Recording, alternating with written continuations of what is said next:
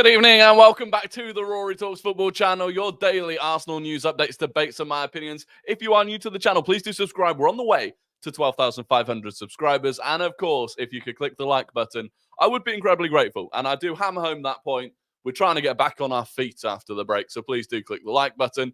There's loads of you here. There's plenty to talk about. It's a busy week. It is a busy week. But Junior Films, Carter Sampson, Lord Ferguson of Aberdeen, Steve Pereira, Vivi Vlad, Emili, Yo, Eric, Anubrata, Matthew, Pekka, Smart, Fizzy, Tentego, Nid, Hannah, Devin, Ross Lorman, Tom, Pedro, Jakob, Simon, Leo, Hyper, and many, many more. It is good to see you all. We're going to be talking about Arsenal's fitness, player fitness. Jorginho on the thumbnail, by the way. I saw, who said it? What happened to Jorginho?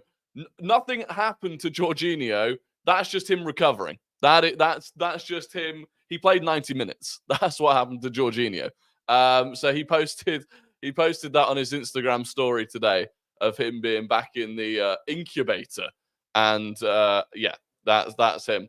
Got a PSG ticket? Lucky you. I did not. In fact, not only did I not get a PSG ticket, Arsenal decided to send me 2 emails just to really hammer home the point that I did. You know when you get the email that says, thank you for entering the ballot. Unfortunately, on this occasion, I got 2 of them. Just to really, fuck you. So yeah, that's unfortunate. But no, Jakob, good for you. Absolutely. I will be sat on the ticket exchange trying to get my own. And I suppose we will see what happens. Michael Oliver is refereeing Arsenal versus Man City at the weekend. So that's good. That's really good. Same Michael Oliver that didn't send Kovacic off against Arsenal last season, where, I mean, he could have given him a straight red for the foul on Odegaard, gave him a yellow, and then didn't give him a second yellow for the foul on Rice. Didn't give Liverpool a penalty when Doku fouled McAllister. You know, Kung Fu kicked him to the chest. Didn't give Chelsea a penalty against Man City in the FA Cup semi-final when Grealish handballed it in the wall. And also accepts payments to go and referee in the UAE. So, you know, that's good. The thing is, I actually like Michael Oliver as a referee when he's not refereeing Man City games. Like, Michael Oliver, I think, is one of the better referees. But when he's refereeing for Man City, it's just a different breed. And you look at some of the numbers, like, it's not making excuses, but it's just, could have been anyone else. It could have been anyone else. Very happy the beard is still around. Do keep the beard. Well, we might keep it. The feedback has not been bad, apart from my girlfriend who hates it. So I've got to balance those 2 things up. Are you worried about the stuff coming about City doing well in the court hearings? Not really. The thing is no one knows what's actually happening in the court hearings. So whatever you're hearing out, whatever information is coming out of the court hearings on either side is coming from people inside the court hearing. So it's PR either way, right? Excuse me. Man City have a more vested interest in the PR side of things than the Premier League do. So I'm not too worried about it, but we'll see what happens. Keep the beard as long as Odegaard keeps his. Well, I want to talk about Odegaard. I do want to talk about Odegaard because I don't know whether to be concerned or not about Odegaard's injury, because it is weird that we've had no real information about his injury. And it's well over a week since he got his injury. And generally speaking, when a player gets injured, like, pretty quickly you know what the injury was and how long they're expected to be out for. And we've just not heard it with Odegaard. And maybe it's because we think he might be back to play. Look, here's your glass half full approach. Glass half full, we think he might be back in time to face Man City, but we don't want them to know that, right? That's glass half full. Glass half empty is that they don't want us to know how bad it is yet. That going into Atalanta and Man City, they don't want the negativity in the fan base of finding out he's going to be out for months. They're your 2. Now, option 3 is neither, and it is genuinely that. But this is the issue, because they still said, even at the weekend, they said they still don't have conclusive tests. which to me says that it's still swollen. And as VV Vlad said, the club released the squad photo today. You know, the standard squad photo. And his foot is covered by a ball, right? Now, and I tweeted this and I said I'm 100% looking too deep into this. But it is unusual. So in the squad photo, his foot is covered by a ball. Because I zoomed as soon as I saw the photo, I zoomed in to see if I could see his foot or his ankle, to see if it was either A, in a big boot, B, in a football boot, or C, not in a boot at all. But they put a ball in front of it. Now, immediately people are then saying, yeah, but there's a ball on the other side of Arteta covering Saka. But I think if I was making a picture and I was like, well, we want to cover Odegaard's foot, but we don't want it to be noticeable, I'd be like, well, we need to put a ball on the other side. Otherwise, it's too bait that we're clearly trying to cover it. I don't know. I'm definitely looking far too much into it, but it is concerning. It is concerning that we've not heard anything. Reports Marino's progressing well. Hopefully, he'll be fully fit. Yeah, Marino is supposedly doing well. He's out of a sling. Obviously, there was that video yesterday of him with David Raya's birthday party where he was clapping. So, I mean, you move your there's no way of clapping without moving your shoulder a bit. So, that's good. But the picture was taken before his injury. It wasn't. It wasn't. So people have been saying that picture was taken before his injury because in the picture, Gabriel Jesus doesn't have the cornrows that he now has or that he had when we played against Tottenham. So I agree. I don't think that picture was taken today or yesterday. However, the photo has Raheem Sterling in it. And Raheem Sterling joined Arsenal on the Friday night. We played Brighton on the Saturday lunchtime. And then the international break players went off on the international break. So for me, there was no period of time where the entire squad would have been together, including Raheem Sterling, because we played against Brighton and then the international players left. So I think it was taken just after the international break, before Gabriel Jesus had his hair done. That's my assumption. Milland is back in full force after the Sunday stream. What is stopping Haaland from winning the Ballon d'Or? People with eyes, I reckon, mainly. What picture were we talking about? So Arsenal released the standard squad picture. You know, every season you get a picture of the entire squad. Arteta sat at the front in the middle, and then the entire squad. Arsenal released that, and they've covered. They put a ball in front of Martin Odegaard's foot. It could mean absolutely nothing. It could mean, and so this is where people start really looking into it, right? If you look at his left leg in the picture, the Adidas logo and AFC on his sock are lower down on his left leg than on his right leg. So people think it's because he hasn't got boots on. It's a flat foot on the floor, meaning that's lower.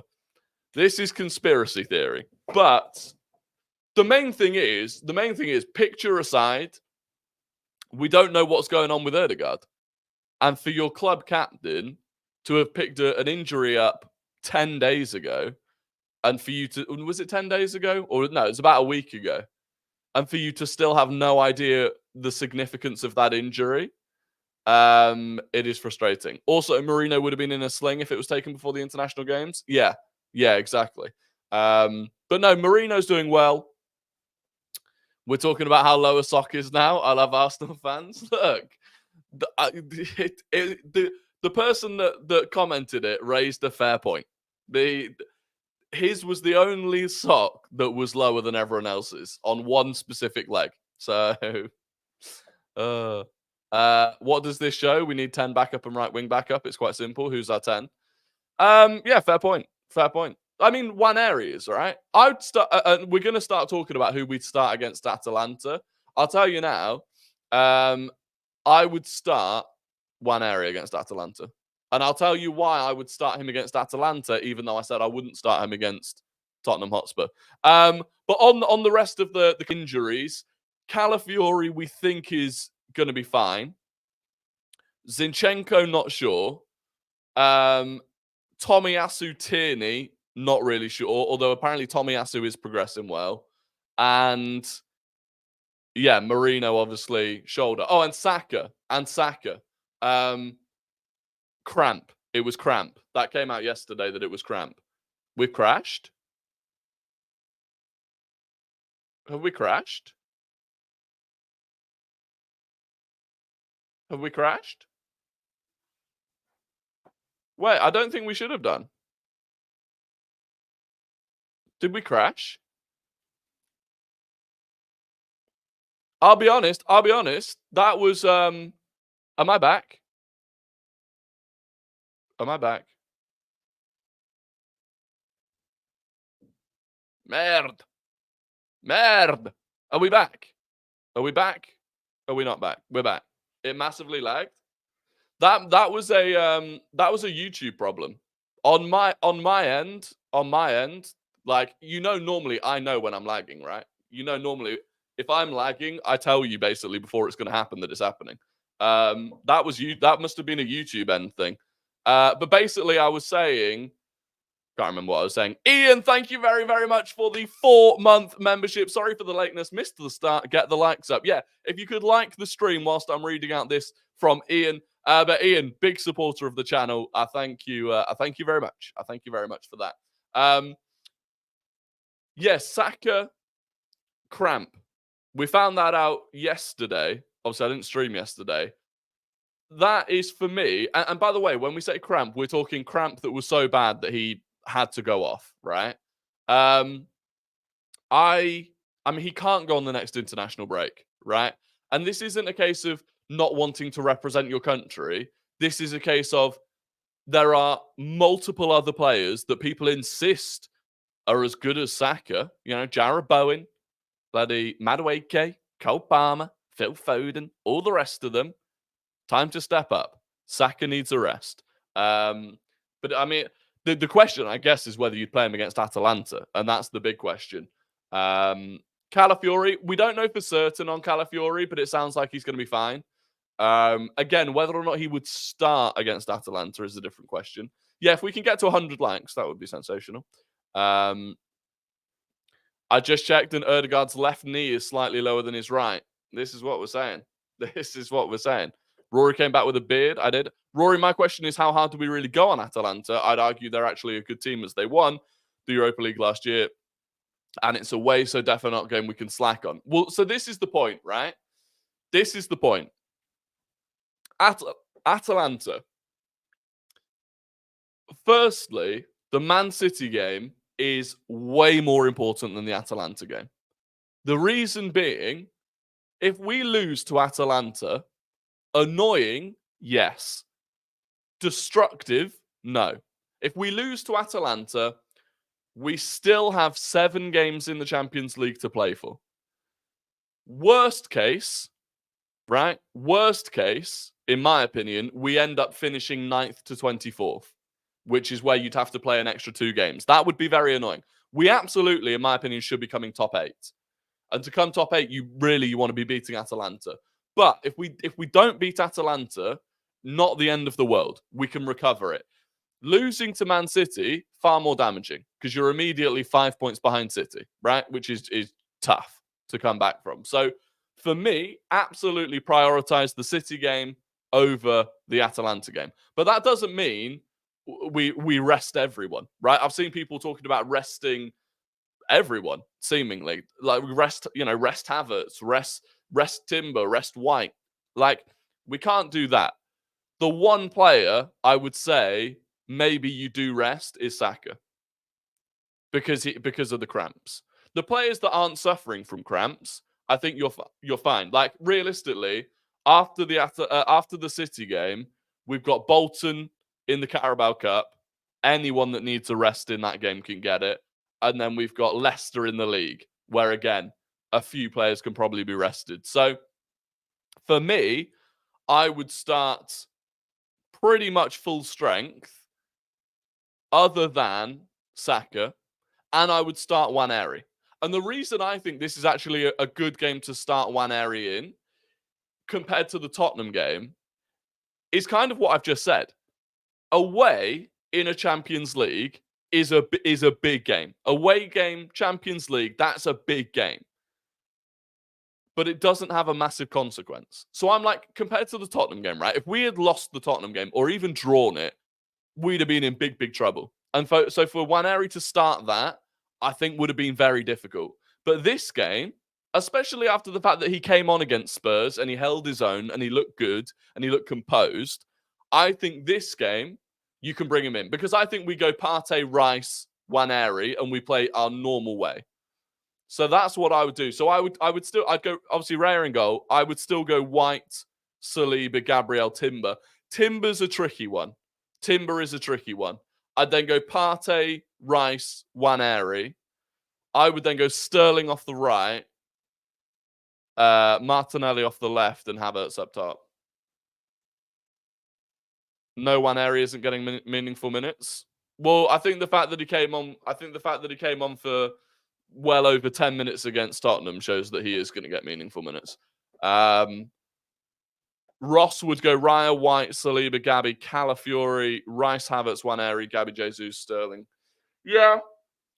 I mean, Calafiori, if Calafiori's fit to start, I'd start him. The only reason I'm not... my assumption is, if he wasn't even available to be in the squad against Spurs, and by that, by the way, like, if we had a full squad, you wouldn't risk a player. But when you're putting players like Aiden Heaven and Kakuri on the bench, that means Calafiori is not like nowhere near getting on the bench. So for me, I'd be surprised if he can then go from that to being capable of starting against Atalanta. Timber needs a rest. I kind of agree with. So you could go Kivior. If Calafiori is not fit to start, you could go Kivior over Timber. Because I do agree, for Timber to do 90 against Spurs, then potentially 90 against Atalanta, and then need to do 90 against City is very, very tough. So yeah, maybe Kivior or Calafiori instead of Timber, just whilst he's still recovering. Calafiori is our translator. If Nwaneri gets an 8 or 10 higher against Atalanta, does he start against City? No. So for me, against City, I would go back to a double pivot, which is what I think we would do anyway. So against City, I think we would go back to Rice and Partey as a double pivot with Trossard ahead of them, basically like we did against Spurs. What's happened to Zinni? Calf. His calf again. Unfortunately, Zinni at this point, like, you just can't rely on him. If he plays more than like 300 minutes in a month, he has calf problems. Now, interestingly, so this is an interesting point about Thomas Partey, right? Because I was thinking about this. Because in my head, I was like, there is no way. Thomas Partey played back-to-back 90 minutes on the international break. He was playing heavily before the international break. And then you're asking him to do 90 against Spurs, 90 against Atalanta, and maybe 90 against City. He's actually, for me, physically getting better. Like, I thought he was going to come back from the international break broken. But actually, I thought against Spurs, he looked relatively athletic. So maybe he just needs games. So I don't know. The issue is I don't think you can give Jorginho the start against Atalanta. Jorginho, like, I just don't think he can do back-to-back 90 minutes in the space of a few days, to be honest. Thoughts on this? Raya, White, Saliba, Gabby, Kivior, Georgie, Rice, Nwaneri, Sterling, Jesus, Havertz. Yeah, you could do that. You could do that. Again, I just wonder if Jorginho can start. If Martinelli starts against City, I'll end it. Wouldn't surprise me if he does. It wouldn't surprise me if he does. Partey needs rest. I don't know if he does. The thing that I'm thinking in my head, though, is that they can rest after the City game, right? They can rest after the City game. Jorginho and Partey play a half each if things go well. Yeah. Yeah, possibly. Possibly. Or the thing is, when you've got Declan Rice, we could drop Havertz into midfield. When you've got Rice as the 6, we could drop Havertz into midfield and then obviously play Jesus up top. I mean, Jesus in the UCL is a different breed, so What's happening with Martin Odegaard? Is he back or not? No, he's not back as far as I'm aware. We don't know. This is the concerning thing. We've got no idea. I think if Arsenal's squad photo was today, it would have been on Rice's photography account. Yeah, I'm pretty sure that Arsenal's photo today was taken right after the international break, before Gabriel Jesus had his hair done. How about Trossard, Rice, Nwaneri? For me, I don't know if that's strong enough. I think, I don't mind dropping Havertz down there. I don't know if Trossard, Rice, Nwaneri is strong enough. Everyone is scared to do anything risky. We don't need to do anything risky. Did you see Spurs fans turning on Brennan Johnson, made him deactivate his account? Yeah, it's pretty crazy. Tommy's hair has been dyed as well in that photo. Can't remember if that was the case earlier. I don't know, to be fair. I don't know with Tommy Asu. To be honest, I forget he exists half the time. Genuinely, I did a thing the other day where I literally forgot he existed. And Tierney's in that picture as well. By the way, in that picture, in that squad picture, Tommy Setford is in it as the third goalkeeper. So we weren't sure about that, but it looks like Tommy Setford is the third choice goalkeeper. Nwaneri's in it. Miles Lewis-Skelly is in it. And Aiden Heaven is in it. So they are effectively the academy players that this season are considered senior players. Stop underrating Atalanta. We need wins. We can't afford to lose the first Champions League game. We need a strong lineup. No, but I explained this. I'm not underestimating Atalanta. I said basically the only player I would rotate out is Saka. I think Nwaneri coming in doesn't make us worse. And I think it's a safer game to try him. But I said, I'm not underestimating Atalanta.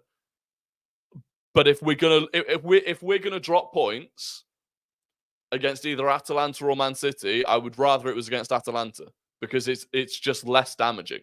Like, I look at the rest of the games we have in the Champions League, we can recover it.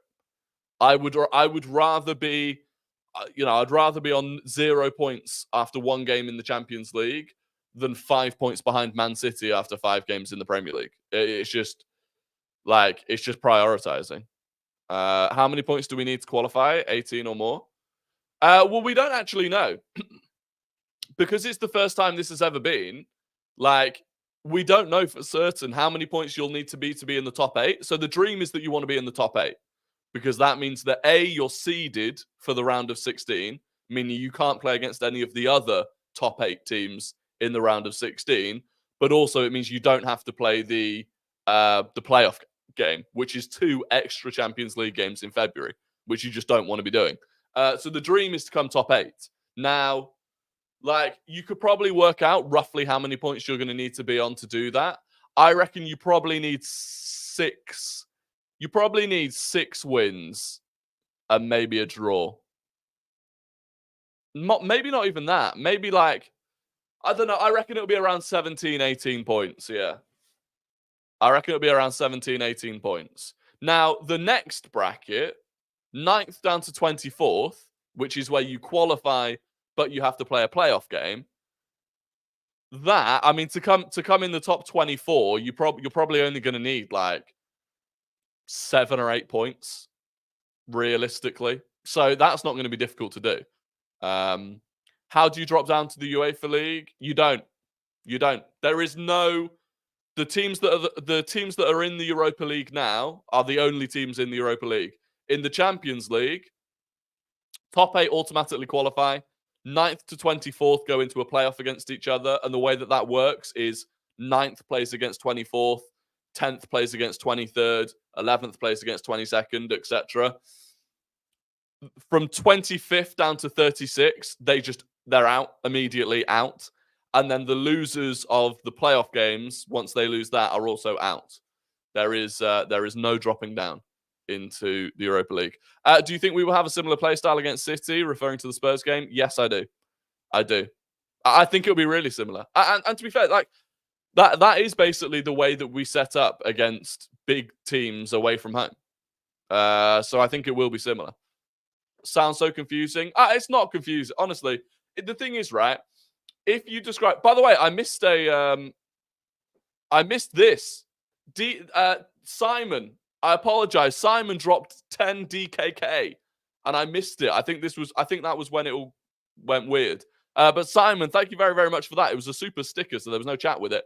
And Pete has become a member for 1 month. Pete, thank you very, very much. Personally, I would go Raya, White, Kivior, Heaven, Lewis Skelly, Jorginho, Rice, Nwaneri, Sterling, Jesus, Martinelli, and take a fresh squad to City. Wow.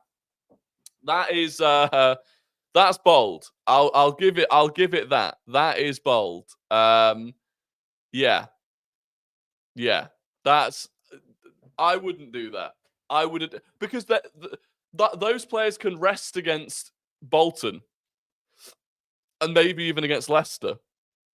I think going away in the Champions League and starting with 3 teenagers is that's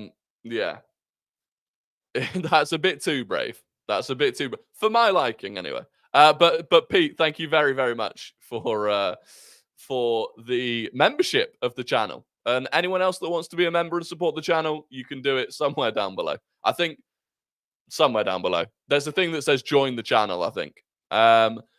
What sort of setup do you think we will show City this weekend? Similar to last year, or Gaspardo? Similar to last year. I think we'll set up. We'll go there and we'll try and keep a clean sheet.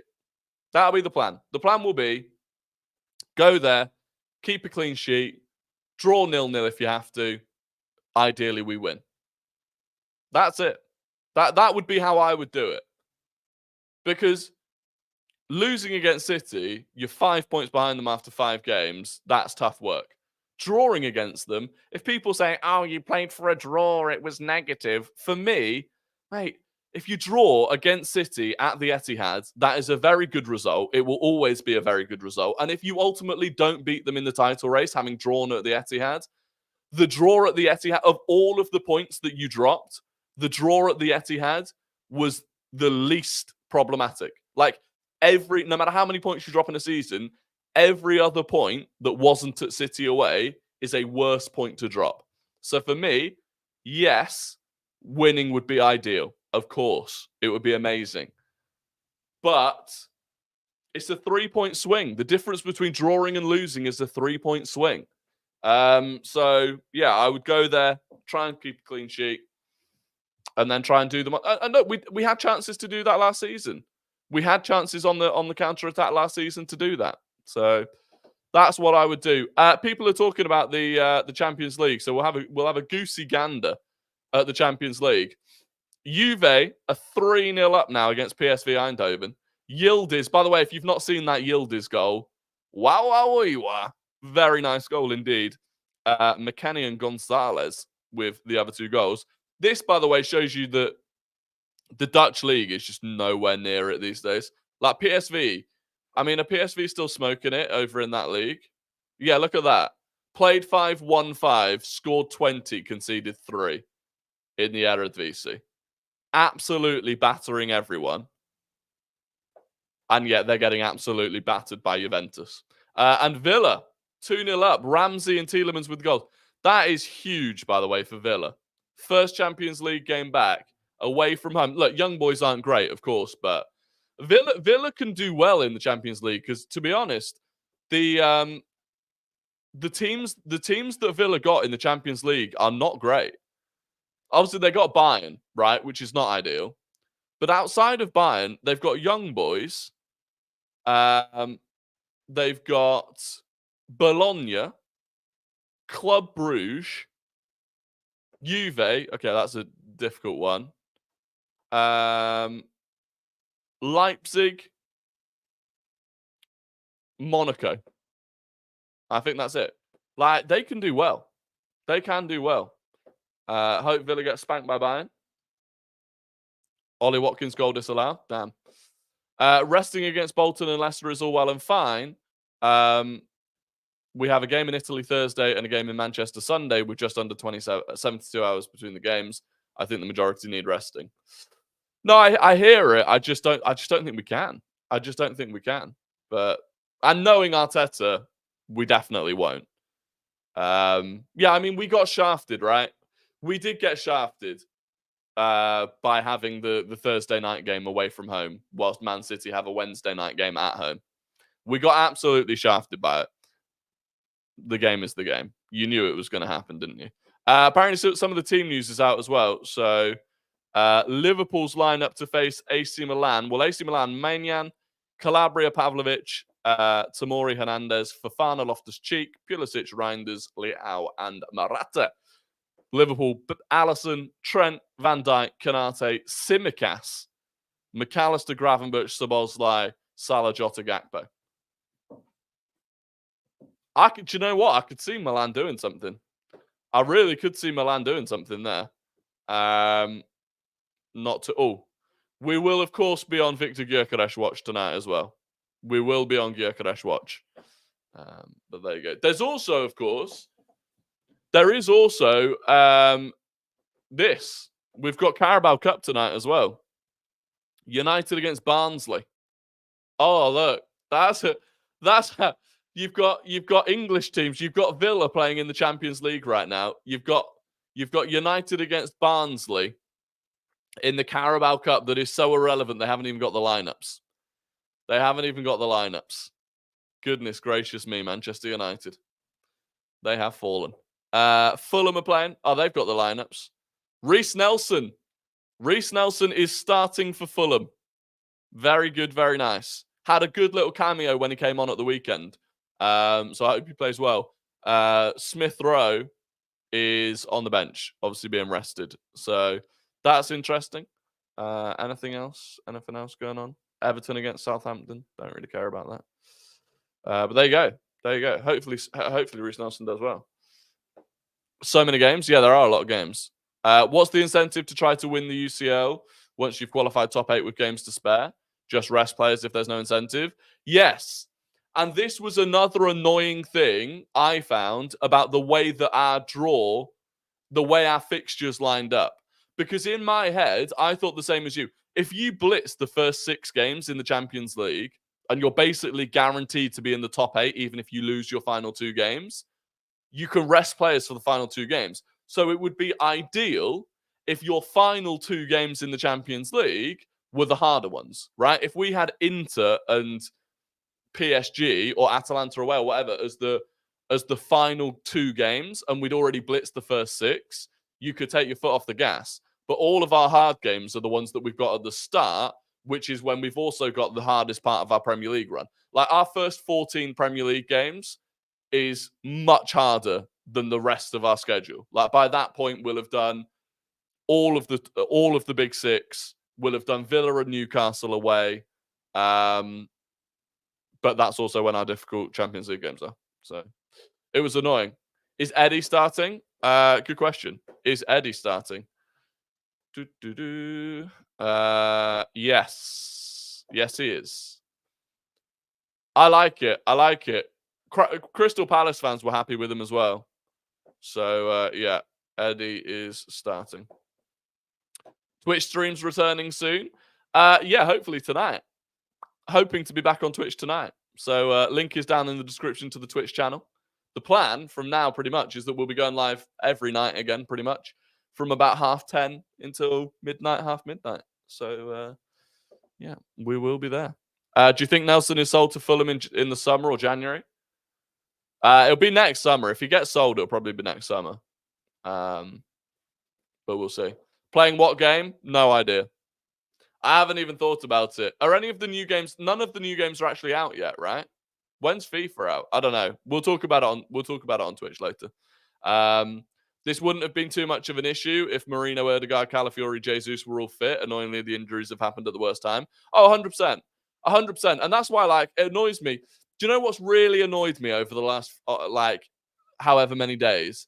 Is when people go, oh, but you only had 2 starting players missing. You only had 2 starting players missing. And it's exactly the same as when, like, Saliba got injured, but Tomiyasu also got injured.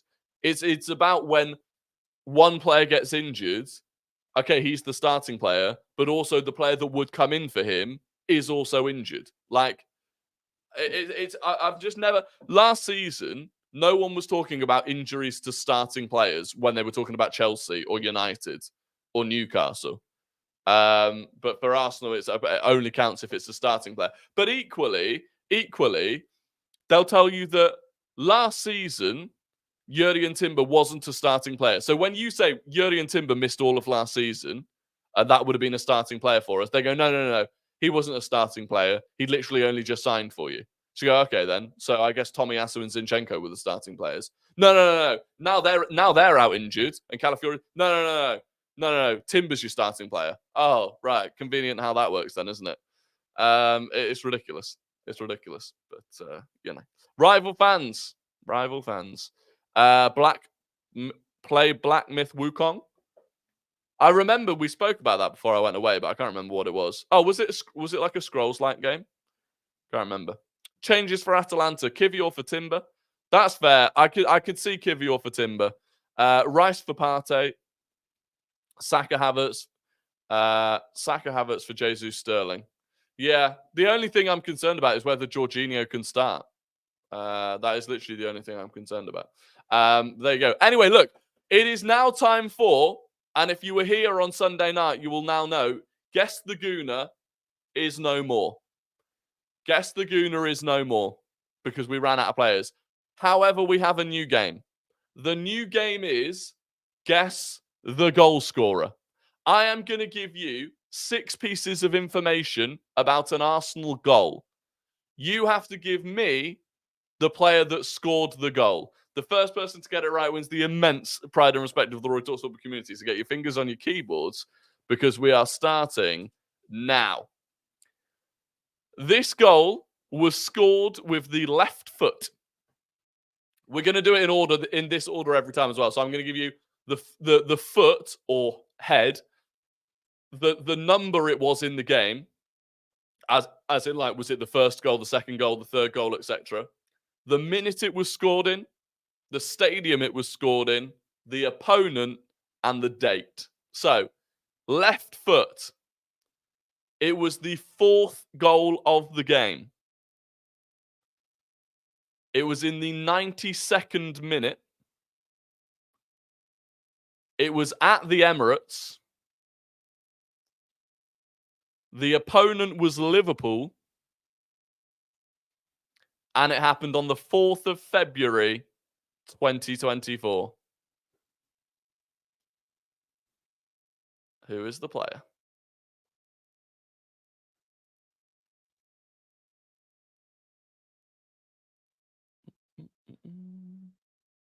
I can't believe so many names have been given, but no one has got it. That's crazy. Dun, dun, dun, dun. Literally, how did it take? There we go. The winner is MC Gaming. It was Leandro Trossard's goal against Liverpool in the 92nd minute.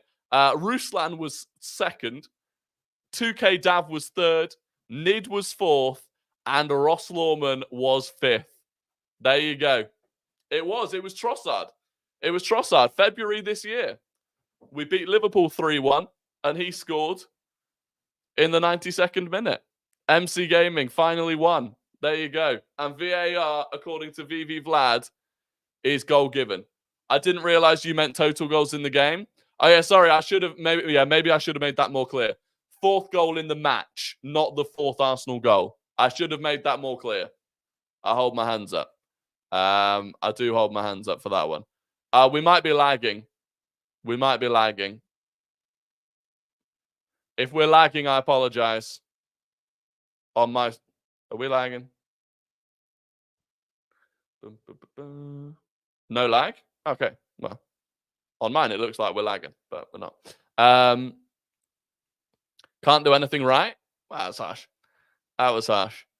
Yeah, sorry, I should have explained that. Okay, I feel bad now because I should have explained it. But either way, by the way, once you'd got that it was a left-footed goal in the 92nd minute against Liverpool in February this year, I feel like it was still there to be had. So congratulations to MC Gaming. Maybe you should start and say the club and score first. The problem is, I was trying to figure out the way where it progressively gets easier, right? So like saying it's left foot, not many people are going to get it off that unless you get lucky. Whereas if I start with if I start with the team and the score, I feel like that narrows it down massively real quick. I was first on my screen. I'm sorry, Nid. I'm sorry, that is tough. And now it is time for Guess the Non-Gooner. We can still do Guess the Non-Gooner because there is a much bigger pool of players to choose from. So I'm going to give you the entire career path of a player who does not and has not played for Arsenal, and you have to guess who that player is in the chat. First person to get it right wins the immense pride and respect of the Rory Talks Football community, but not as much respect as MC Gaming currently has. This player started their career at the Manchester United Youth Academy. They started their career at the Manchester United Youth Academy. They went to Preston North End on loan. They went to Real Madrid. They went to LA Galaxy. They went on loan to AC Milan. They went on loan to AC Milan again. They went to PSG. United, Preston on loan, Real Madrid, LA Galaxy, AC Milan on loan, PSG. It was quite an easy one, I'll be honest with you. But I was watching that Birmingham-Wrexham game last night and I couldn't get away from David Beckham. The winner is Ruslan. Ruslan is the winner. Congratulations, Ruslan. Ross Lawman was second. Mr. Abdu was third. David J. Lloyd was fourth. And Benji was fifth. So there you go.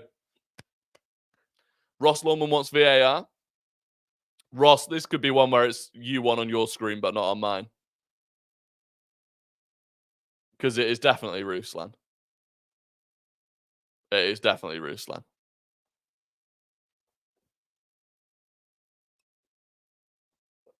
Wait. I mean, people are VARing, but I'm definitely right. I'm definitely right. Yeah, Nid, that's unlucky. That is unlucky. Look, anyway, that is going to be the end of the stream. If you've not already liked the stream, please do like it before you jump off. Subscribe if you're new. We'll be back tomorrow. Tomorrow will be the proper, full Atalanta preview. We'll have all of the latest from Mikel Arteta ahead of the game and stuff. So that'll be tomorrow's stream. Normal time. I hope to see you all there. Other than that, I hope you all have an absolutely fantastic evening. Hope to see some of you over on Twitch later on. Link is in the description for that. Yeah, other than that, have a fantastic evening and